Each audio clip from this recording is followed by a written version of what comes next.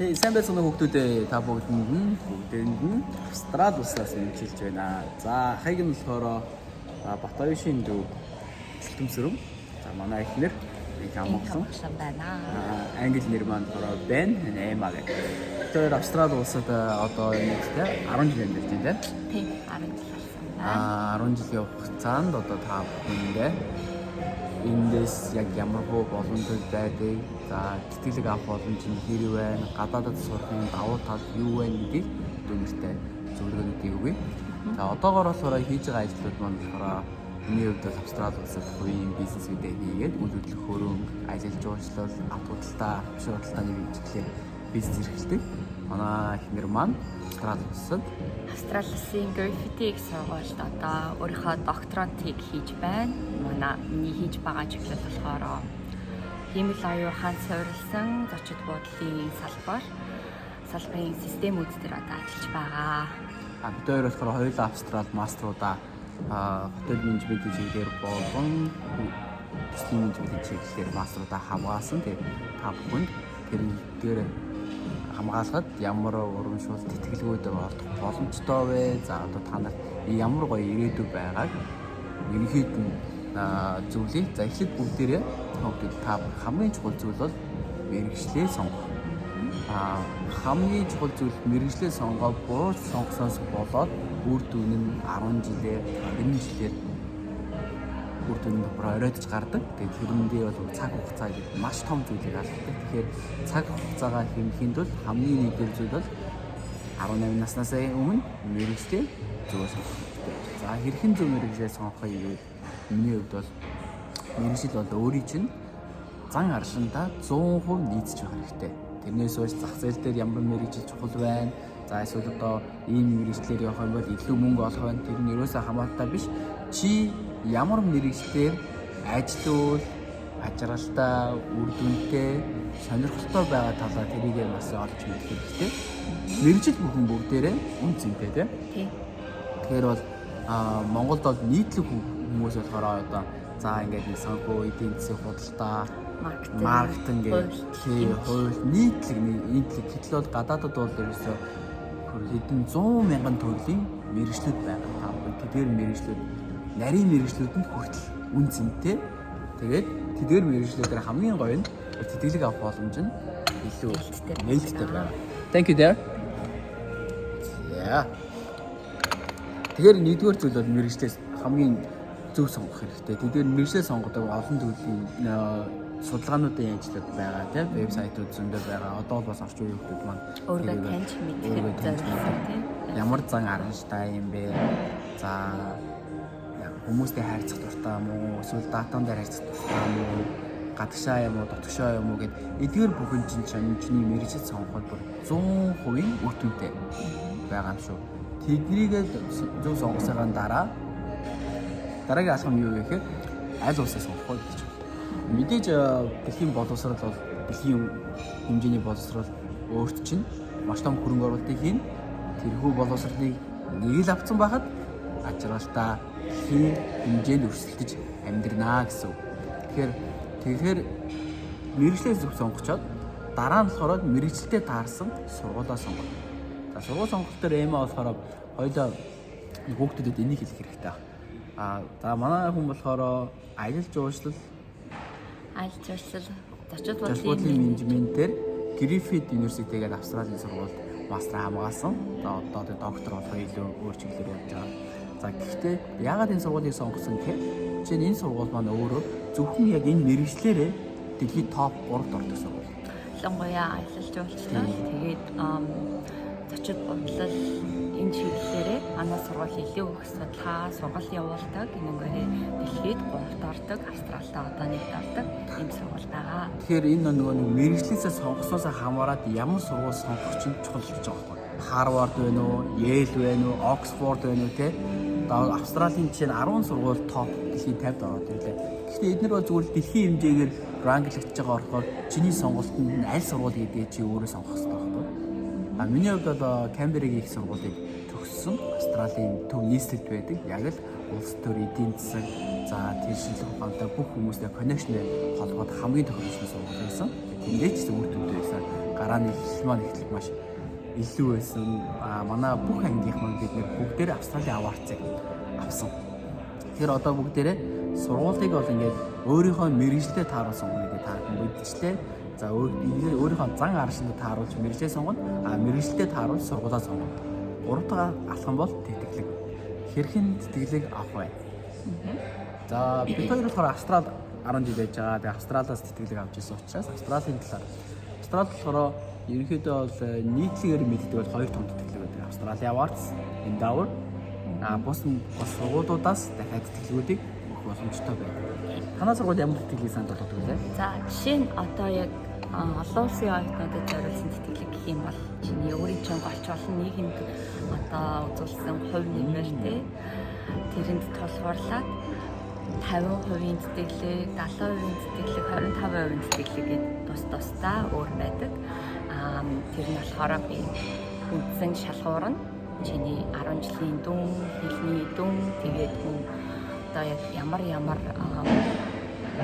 үйл ажиллагаанд оролцож ирсэн тийм тэрнээр чинь тулгуурлаад байна. Мөн өөрийн чинь мэрэгчлээс бас хамаарна. Яг юу гэхээр одоо marine life гэдэг нь болохоор далайн судлал тийм далайн амьтдын судлалын чиглэлийн оюутнууд сайн тэтгэлэг олдоно. Инженерийн оюутнууд маш сайн тэтгэлэг. Ялангуяа одоо инженер болохоор хиймэл оюун ухаан дээр суурилсан одоо шинэ ангиуд гараад эхэлчихсэн байгаа. Эднээс дээр болохоор маш гоё тэтгэлгүүд сургуулиас нь авах боломжтой байдаг. Энийг болохоор нийтлэг хүмүүс мэддэг. Тэгэхээр та бүхэн маань одоо эрт мэдж авч байгаа гэдэг чинь маш үнцэнтэй. Нийтлэг хүмүүс яадаг гэхээр за окей би Австрали явъя, Америк явъя, Канада явъя гэж ярьдаг хэдий ч зүгээр л ингээд нийтлэг хүмүүсийн мэддэг тэтгэлгүүдийг яриад идэг. Гэхдээ тэр тэтгэлгээс гадна зөндөө олон өөр тухайн сургуулиас нь гаргаж байгаа тэтгэлгүүд байдаг. Яагаад сургууль тэтгэлэг гаргадаг вэ? Би ингээд та бүхэн хүүхдүүдэд бас сонирхолтой юм. Тэтгэлэг ер нь яагаад олгодог вэ? За улс орн жишээ нь Австрали болохоор энэ Австралийн аварц тэтгэлгээ 120 орнд квотер дараалж олдог. Монголд бол 42 оюутанд өгдөг. За гэхэд өөр Вьетнам, Сингапурд эдгээр 500, 600. Гол энэ бол мэдээж өөрсдөө эрх холбоо бий болгох, өөрсдийнхөө тэр улс төрийн дэмжлэг, тухайн гарч ирж байгаа хүмүүстэй бас нийгмийн хариуцлагын хүрээнд үзүүлэх тэр зорилготой байгаа. За сургуулиуд яагаад тэтгэлэг олгодог вэ? Сургууль чинь өөрөө маш олон судалгааны ажил хийдэг. Судалгаа тэр чигээрээ мөнгө санхүүтэй холбогддог. Мэдээж оюутнуудаа тэтгэлэг өгөө тухайн оюутнуудаараа судалгаа хийх нь сургуулийн хувьд бол адилхан win-win байдаг учраас сургуулиуд бол тэтгэлэг олгох боломжтой. Гэхдээ сургууль хүн болгон тэтгэлэг өгөхгүй тийм ээ. Сургууль бол яг л өөрсдөд нь хэрэгтэй байгаа зорилгод мэргэжлийн хүмүүстэй тэтгэлэг өгнө. Тэгэхээр яг л та бүхэн яг ахыгаа хэлж байгаагаар эхний хоёр алхмаа маш зөв хийгээд мэргэжлээ зөв сонгоод мэргэжлээ таарсан сургуулаа зөв сонгож чадах юм бол тухайн сургууль руугаа холбогдоод тухайн сургуулийнхаа вебсайтыг сайн ухаад тэндээс нь та бүхэн сургуулиас нь тэтгэлэг авах бүрэн боломжтой байдаг шүү. Мэдээж тэтгэлэг гэдэг бол чамд бол гараа эхлэх гэдэг хамгийн чухал зүйл. Өөрийгөө дараагийн одоо төвшөнд аваач ч тий. Та тухтай орчинд сурах маш том боломжийг олгодог. Одоо жишээ нь Австрали бол дэлхийн өндөр хөгжингөө орнуудын нэг дээрээс нөхцөлийн хувьд бол өндөр сургуулийн төлбөрийн $50,000-аас $70,000 гэж байгаа. Амжиргааны өртөг ерөнхийдөө нэг хүний $40,000 ойлоо. За эдгээр мөнгөнд дүн бол их сонсогдож магадгүй. Гэхдээ чи яг л одоо хичээж чиний хичээл зүтгэл чинь чамайг энийг бол авахд бол бүрэн боломжтой байгаа. Хүн болгонд боломж байгаа гэдгийг ойлгох хэрэгтэй. Тэтгэлэг болгон өөр ингэсэн юм. За юутэй байдаг те? Орон тодоо байдаг те? Нийтлэг хүмүүсийн алдаа болохоор за би энэ тэтгэлэг авлаа ялаа тэнцэхгүй байна. Эзэж бити шантар өгөө гэдэгний чи ард нэг тимээ гэсэн үг заавал явж л байдаг. Тийм учраас одооноос ингэ сайн сураад аваараа. Эзэж бити шантар өгөө гэсэн чи ард нэг тим гэсэн явж л байгаа. Чи ингээд бэлдээд өөрийгөө бэлдээл өөртөө харьцаал явах тусам нэг л өдөр чи тэтгэлэг аавна. Нэг л өдөр чи хүсэж байгаа үүртэнд хүрнэ. Өөрийнхөө dream board гаргаад тэгэхээр board дээр те за окей энэ бол миний мэрэгчлээ. Одоо чи юу нэ 10 жил төгсөж байгаа бол энэ бол миний ирээдүйн мэрэгжил, энэ бол миний ирээдүйн байх ёстой улс орн. Энэ сургууль бол миний ирээдүйн сурах сургууль гэдгээ бичих хэрэгтэй. Тэгээд тэрийг өдөр болгон хараад тэрний хөдөлгөөн тууштай л тийз. Хамгийн гол нь ээж аав нь ингэ тэгээд өгчих болов. За эсвэл нэг өөр нэг юмс тэтгэлэг гараад ирэх бэлэн хүн юм мөнгө тийм бол байхгүй шүү дээ. Тэрийг бол дүүнэр бол маш сайн ойлгох хэрэгтэй. Та нар бол өөртөө эзэн байх хэрэгтэй. Өөртөө судалгаагаа хийгээд зөв алхаад олон зөв алхах хэрэгтэй тийм. Зөв алхаж чадах юм бол амьдрал үнэхээр гоё болно. Сургуулаа төгсөх хэрэгтэй. Хамгийн чухал зүйл бол сургууль шүү. Сургууль боловсрол гэдэг зүйл бол хамгийн чухал юм. хамгийн үнцэнтэй зүйл. Хүмүүс ингээд хүүхдүүд одоо ингээд магадгүй ингээд за юунд сурах мастер сурч яах юм бэ те. За бакалавр сурч яах юм бэ. Тийм гээд ярьдаг. Гэхдээ тэр сургуулийг авсны дараа 10 жилийн дараа сурсан хүн сураагүй хүн хоёрын хооронд асар том ялгаа гардаг. Юуны ялгаа гардаг? Сэтгхүүн ялгаа гардаг. Боловсролтой хүний ярьж байгаа, уулзж байгаа орчин, амьдарч байгаа амьдралын хэм маяг бүх юм ч өөрчлөлт. Мэдээж ирээдүйд бас хайртай хүнтэйгээ хамт боловсрол эзэмших юм бол за тэр илүү хурдтай өсөх боломжийг бий болно. Тэдийг дүүнэртэй хэлмээр байна. За тэтгэлгийн хувьд нэг юм хүү байна. За Америкт бол үгүй Америкийн бас олон сургуулиуд тэтгэлэг байдаг. Fulbright гэдэг байдаг юм байна. Канадад бол бас олон сургуулиуд тэтгэлэг байдаг. За миний зүгээс л та нарт бол зөвлөхөд бол эхлээд тэтгэлгээ бол хамгийн том нийтлэг тэтгэлгүүдийг хайгаад эхлэх хэрэгтэй. Тэгээд тэтгэлгүүдэд хийснийхаа дараа нь сургуулиудын тэтгэлгүүдийг хайгаад үзэх хэрэгтэй. Тэтгэлэнд юу хэрэгтэй байгаа ерөнхий юм байсан. Энэ бол болохоор ерөнхийдөө маш олон хүмүүс тэтгэлгийн зөвлөгөө өгдөг. За одоо болохоор доктор хийж байгаа учраас мастер сурж байгаа оюутнууд, бакалавр сурж байгаа оюутнууд, гадаад болон дотоодын бүх оюутнуудад бол зөвлөгөө өгдөг эксперт байгаа. Тэгэхээр бол та бүхэн бас тэ ирээдүйд бакалавртаа хийгээд Австрали улсыг сонирхож байгаа бол Америкийн холбоотой бүрэн боломжтой. Боломжоор зөвлөгөө боломжтой. Ялангуяа надаас бол олон улсын зочид бодол ажиллаж олчлал энэ талаар суралцах гэж байгаа энэ чиглэлээр бодож байгаа гэх юм бол зөвлөгөө авч олно. Тэгээд мэдээж хэрэг мэрэгчлийнхаа ажлыг яг яаж болох вэ те? Ажил дээр гараад яг яах вэ? Тэрнтэйгээ холбогдуулаад яг яаж сурах вэ гэх тийм зөвлөгөө олгож болно. Тийм тэгэхээр ерөнхийдөө бол сайн сурах хэрэгтэй. Маш сайн. Хичээлээ бол сайн сурах. Ирээдүйгээр эртнээс харж чадах юм бол чи сурж байгаа хичээл чи өөрөө урам авдаг. Хүн ер нь суралцснаас яаж урам авдаг гэхээр багш сур гэдгээсээ биш чи сурыг гэдэг хүсэлтэй байгаасаа л урам авдаг. Тэр үед л яг өөрчлөлт гарч эхэлдэг. Чи багшийн хийсэн даалгаврыг, багшийн өгсөн зүйлийг хийгээд байвал хүний төлөө юм гэж бодож байна. Гадаадд бол сургалтын орчин бол тэс үү. Эцэж чамааг ийм хийгээрээ ингээрээ тэгээрээ гэж шаардахгүй бүх юм яг бие даасан байдалтай чамаас өөрөө хамааралтай байна. Гэхдээ стандарт гэдэг нэг зүйл байна. Стандарт гэдэг зүйл буюу сургалтын стандарт. Австрали бол дэлхийн боловсролыг зарж байгаа газар. Тэ? Боловсролоор мөнгө олж байгаа улс орн гэдгээрээ Австралийн стандарт гэдэг бол үнэхээр өндөр байгаа. Одоо Австрали улсын нийтдээ 33 сургууль байгаа лөө. Тэндээс 15 сургууль нь топ 100-д орж ирсэн шүү дээ. Тэгээд сүүлдээ Мельбурний сургууль топ 10-д орсон байсан.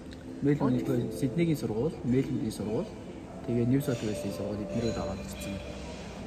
Тэгэхээр ингээд Австралийн бид хоёр бол та бүхэнд бол бас өөрсдөө амьдарч байгаа улс орныхон талаар илүү дэлгэрэнгүй мэдээлэл өгнө. Тэгэхээр тэр нь бас та бүхэнд таалагдж магадгүй. Австралиг яагаад хүмүүс сонгодог вэ талаар бас тодорхой сонирхолтой мэдээлэл байна. Австрали бол газар нутгийн хувьд бол дэлхийн 6-д орохоор том газар нуттай төв улс.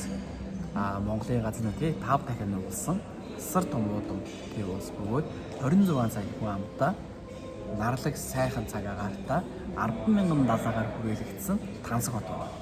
За мэдээж хотууд нь өөрсдөө олон төрлийн 15 хот байгаа. Ах ич хоёрын амьдардаг хот болохоор Австралийн үзэсгэлэн Алтан эрэг нэртэй хамгийн Транск хот нь байгаа. Энэ хотод бол ямар хүмүүс амьдардаг вэ? Хөрөнгө оруулагч нар, за бизнес эрхлэгчнэр, сэхэтнүүд тэр хүмүүс бас амьдардаг. Тэгэхээр бол сайн сурсны үр дүнд сайн үр дүн гарч ирнэ. Тэгэхээр тэрийг ирээдүгөө чи сайн тодорхойлж чадах юм бол чиний амьдрал өөрөө ингээд амьдрал чинь чамайг ямар орчинд хаана амьдруулах вэ гэдгийг чинь заагаад өгнө үү. Тэгэхээр залуу байгаа дээрээ л тий яг л одоо энэ байгаа насн дээрээ л энийг ойлгох хэрэгтэй. Өнөөдөр 10 жилээр төлөвлөгөө гаргах хэрэгтэй. Өнөөдөр чи 18 таа, өнөөдөр чи 15 таа юу? 25 таа чи хаана байна вэ? 28 таа чи хаана байна вэ? Тэ? Тэгэхээр эдгээр сонголтуудаа ямар нэгэн хүний мэдээж бусдаас бол support авах нь зөв. Аав ээжээсээ, ах эгчээсээ, чамд одоо мотивац өгдөг хүмүүсээс зөвлөгөө авах нь зөв. Гэхдээ хамгийн том зөв бол миний хэлж байгаагаар чи өөрөө чи амьдралаа шийднэ. Чи хаана амьдрахаа чи шийднэ. Ямар мэргэжил хийж, юу хийгээд чи шийднэ. Бодлоо. Насаараа хэрвээ нэг хүнээр сонголтоо хийгээд би юу сурахаа мэдэхгүй байна. Та миний сонголтоо хийгээд өгч. Тэг баян амьдрч болно шүү дээ. Амар өндөр цалинтай амьдрч болно. Аж аргал байхгүй. Ямар ч аж аргал байхгүй. Тэгээ мянган кейс үүдэг. Мөнгө олдог, ажлыг хийгээд идэг, карьертай байгаад идэг, аж аргал байхгүй. Өөрийнхөө яг хүсэж байгаа зүйлээрээ хүн амьдрч чадахгүй болохоор аж аргал гэдэг зүйлийг авдаг.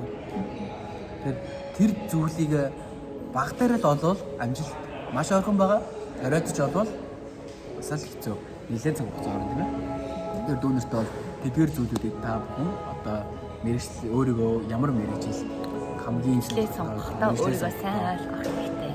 Өөрийгөө ойлгох хэрэгтэй. Маш олон төрлийн судалгааны ажлууд байгаа. Тэднэр дээр тестүүд өгдөг тийм. Одоо ч орчин үеийн болсон технологиуд гараад ирсэн байна. Технологиудтай хайраа. Өөр ChatGPT одоо чиний судалгаа ямар хүн бэ гэдэг чинь шууд хэлнэ. Ийм гоё нийгэмд амьдарч байна. Бидэд интернет гэж аль хэдийн байна тийм. Одоо та нарын үеийнхэн бол бүгдээ англи хэлийг мэдж байгаа. Бид нар ерөөсөө яг ингээ хавтгай юм шиг дэлхий дээр өрсөлдөж байгаа байхгүй юу? Бидний энд байгаа байдал Монголд байна уу, Америкт байна уу, Англид байна уу? Одоо нэг амар тийм юуны мэдээллийн орон зай бол ингээд гიშгэн болсон гэж хэлмээр. Бидний сурж байгаад 10 жилийн өмнө 15 жилийн өмнө л тийм. Бид бол гадаадд хүн байна гэдэг бол их гой санагддаг гэсэн. Вау, гадаадд байгаа мó. Одоо бол бид нар бол тэр бол нэг сонирм биш. Бид нар гадаадд харин хэр ямар чанартай хэр төвшөнд амьдарч яах гэдгийг санагддаг байсан. Чи тэр гадаадд байх юм бол нэг чухал биш. Чи гадаадд дэлхийн боловсролыг эзэмсэж чадж гэнэ үү? Дэлхийн боловсролыг эзэмсээд дэлхийн хэмжээнд тэргээ хүлийн зөвшөөрүүлж чадж гэнэ үү? Өөрийгөө тийм дэлхийн хүн гэдгийг харуулж чадж гэнэ гэдэг чинь чухал болсон. Тэгэхээр та нар бол ирээдүйд чинь хүн гадаад сурах биш. Дэлхийн хэмжээнд үлдэхэд өөрийгөө бэлтгэх хэрэгтэй. Чамд мэдээлэл нөө байна. Интернет нөө байна. YouTube байна уу? Байна. Бүх зүйл байгаа учраас бол өөр чамд юу ч хэрэг байхгүй. Хоосноос өнөөдөр дэлхийн баячууд төрж эрдэмтэд шинжлэх ухаанчид өнөөдөр дэлхийн дараагийн түвшинд гараад ирж байна. Ийм л оюун ухаан хөгжиж байна. Энэ их асар гоё боломжид дүүнерт мань маш гоё боломж зөндөө байна. Өнөөдөр чи өөрийгөө зөв олоод сурах сургуулаа зөв тодорхойлоод зөв тэтгэлэгтэй аплай хийгээд зөв улс орон руугаа очиж чанартай боловсролыг эзэмсэхэд нэг л өдөр чи дэлхийн хэмжээний дараагийн сэхэтэн болно гэсэн. Тэр үед бол чиний өөртөө итгэл ер нь амьдралынхаа бол одоо ихэндээ баталгаа хийж байгаа гэсэн тийм. Австралийн боловсрол бол ер нь амьдралын чинь баталгаа л гэдэг. Ер нь дэлхийд өрсөлдөж байгаа улс оронд бол боловсролын эзэмших нь чиний амьдралын даатгал гэж ойлгож байгаа хэрэгтэй тийм. Одоо энэ даатгал нь чамд 40 жил, 50 жил хаанч үргэлж болно. Тэгэхээр одоо манай хүмүүс Эма дэлхийн бүх улс орнуудад өөрийнхөө судалгааны ажлаар хүлээн зөвшөөрөгдөж тэд дээр очиж өргөдөж ажиллах боломжтой. Миний хувьд бол одоо дэлхийн бүх улс орнуудад өөрийн бизнесээ цэцгэлүүлэг хөгжүүлэх боломжтой юм. Эдгээр боломжууд бол хаанаас гарч ирсэн бэ гэхэд мэдлэг, сургууль, боловсрол. Эдгээр боловсролын ард мэдээж цаг хугацаа орж байгаа, сэтгэл хичээл зүтгэл орж байгаа, тууштай байдал, өөртөө үнэнч байх байдал эдгээр зан аран шангууд байгаа. Энэ зан аран шиг чи өөртөө суулгах хэрэгтэй. Яг чи ирээдүгээ маш гоё харах хэрэгтэй. Тэр гоё харсан зургаа тархиндаа бодож байгаа үед бол нэг л өдөр keep going тэр өдөр ирсэн. Яг дахиад чи нэг юм дараагийн жингээсийн дүүнэстэй нэг гоё бичлэг хийгээд өгч юм шиг бид нэр бүр ихтэй. Тэгээд дүүнэртэй бүгдэнд нь хүүхдийн баярын мэнд өгье. та бүгд маань хичээл сургуультай өндөр амжилт гаргаараа. Баярлалаа.